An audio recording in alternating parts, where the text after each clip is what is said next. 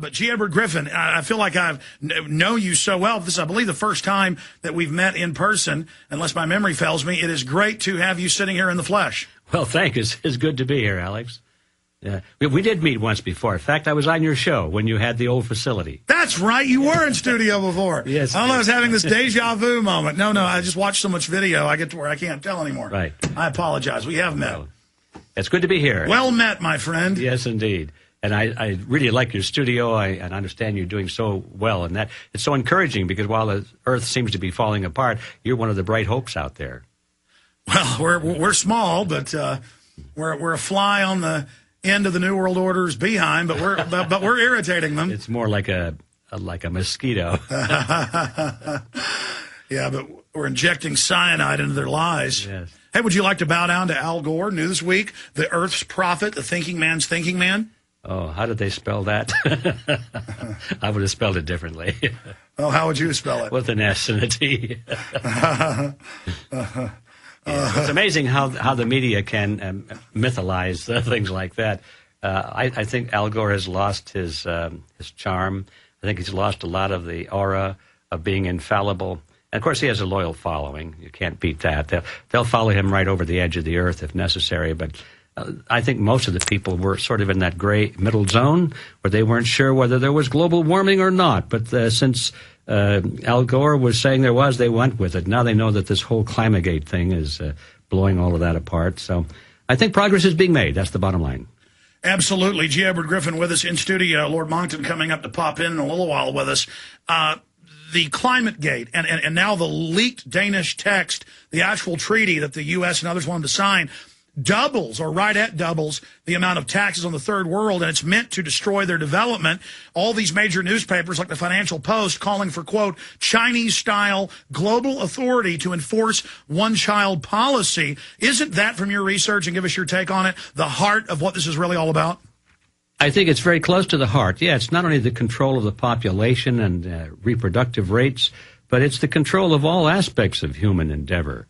And, you know, it's the old story. Your listeners know it so well, Alex, that in order to convince the people of the world that they should give up their freedom and they should accept these draconian measures over their lives, you have to scare them.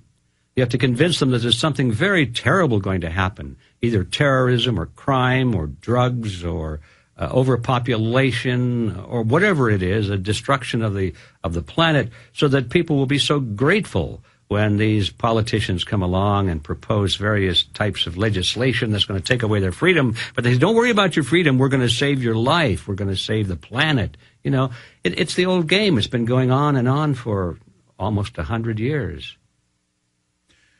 You know, reading the treaty, which I have here in front of me, they state global government. Von Rompuy, the head of the EU, says it's world government. Ban Ki-moon, head of the UN, Secretary General, writes editorials saying it's world government.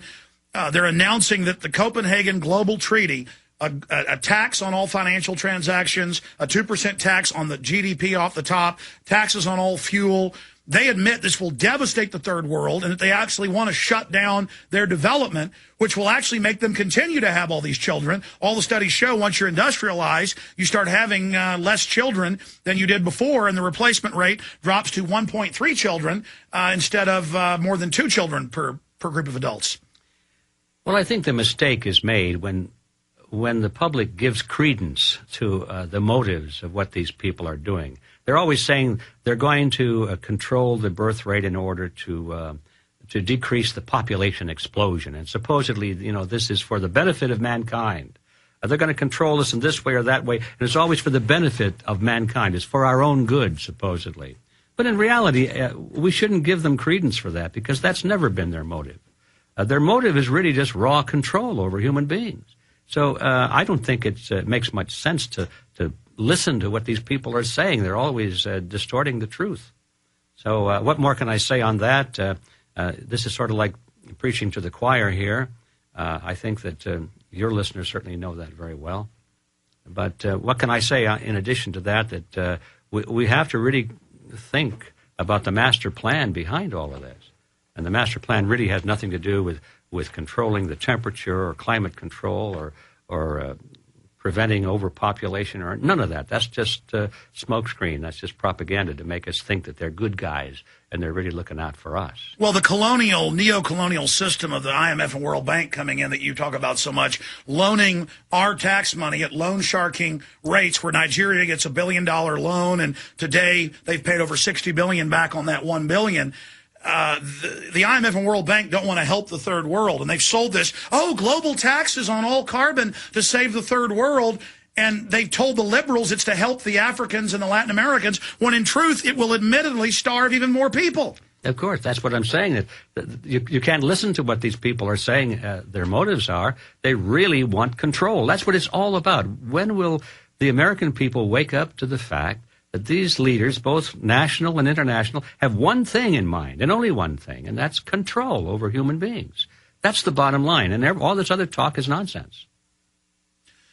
Tell us about what you're doing in Austin, and then I want to get into the treating more, the establishment of world government, how long they've been working at this, and where you think they are in this plan, because it seems that they're trying to accelerate their program because so many people are waking up to them. But I want to get your take on that. But tell us about some of the events you're going to be holding here in Austin. Well, I'm here, Alex, and thanks for asking me on that. I'm here to do a seminar. We call it a crash course on money. And just as the name suggests, it has two meanings for the word crash. It's a crash course in the sense that it's condensed. We do it all in one day from 9 a.m. till 8 p.m. It's all done. So it's a crash course. But also it's based on the recognition that we're in a crash economy. And people particularly want to know not just about money, but how to protect the money they already have from being confiscated through inflation, what kind of investments to make, if any, are good investments, and how to get out of debt and all the various aspects of how to protect yourselves. And also we're taking a look at the long-term strategies of how to protect your children and your grandchildren. So we're not just focused on the money side of it, but the system side of it. We believe very firmly that if you don't preserve the system, it won't make any difference because you won't have any money anyway. So that's what we're doing. It's a crash course on money, and I hope that if anybody's interested in hearing my views on that, they'll come out. It's being held on Saturday right here in Austin at, it's at the Marriott. Maybe during the break I can get my assistant to give me the address and all that. But folks can also just go to your website. Oh, that's the better way, yes. Go right to realityzone.com. And when they get to the landing page, there will be a big banner talking about the crash course. Right, and we're going to talk about your event you've got coming up tonight in just a moment. Jim Griffin will be with us another 40 minutes. Then we have another guest from Copenhagen, Denmark, joining us, Tom Harris, engineer, executive director of the International Climate Science Coalition, a massive scientific group set up to counter the lies of the UN and the IPCC. But T-minus 40 minutes with Jim Griffin. Very exciting to hear from Lord Monckton about the victories we're having against the globalists. And now, New World Order's admitted everywhere. Global governments admitted. It's admitted the IMF, private secretive World Bank, are to keep the money. I mean, this is a rout of these criminals. Yeah. This message from Lord Monckton is most inspiring to me. It isn't often that, you can look at the daily news and come up with something that makes you feel good. And I really enjoyed that, and I feel like doubling the effort today. He's quite a warrior, isn't he? And I don't know why I've never heard of him until recently. I guess he's been doing that job over on the other side for quite a while. He's always been traveling around. It's just that it finally hit. The Internet age is here. Yes. And plus he was accusing of being frauds 10 years ago. Yeah. But quickly before we get into meat and potatoes, you also have an event at Brave New Books tonight, right? Yes, And that's just kind of a preview to the seminar on Saturday. Also, I'll be answering a lot of questions. Hope I'll be answering the questions anyway. I'll be getting a lot of them, I know. My intent is to do an update on The Creature from Jekyll Island, which is the title of the book on the Federal Reserve System, and put it into focus in terms of what's happening today in the economy. People want to know, how did the Federal Reserve do this, and what are they still doing? What are the plans for the future? I'll be talking about that tonight. And that's at 7 o'clock? 7 o'clock. Mm-hmm. And that's down on Guadalupe Street, bravenewbooks.com, or people can find out all the details at one of your great websites. It'll be realityzone.com. And find out about the hotel event and how to get tickets to that for Saturday. Yeah, that would be great. It is not too late, folks, to get into that. Right. We expect a good crowd. So the earlier the reservation is made, the better off it'll be. Yeah, and you're powerful on the stage. I mean, you're powerful in person, too. My second time having you in studio, but you're really powerful up there giving a speech. Well, thank you. I enjoy doing it, and I have a message that I feel very passionate about. So I guess I just worry about the message and forget about the speech. You know, every time you're on, I get all these emails from women who just love your voice. Oh, really? Why don't they send me the emails? That's the way it works. Oh, my goodness.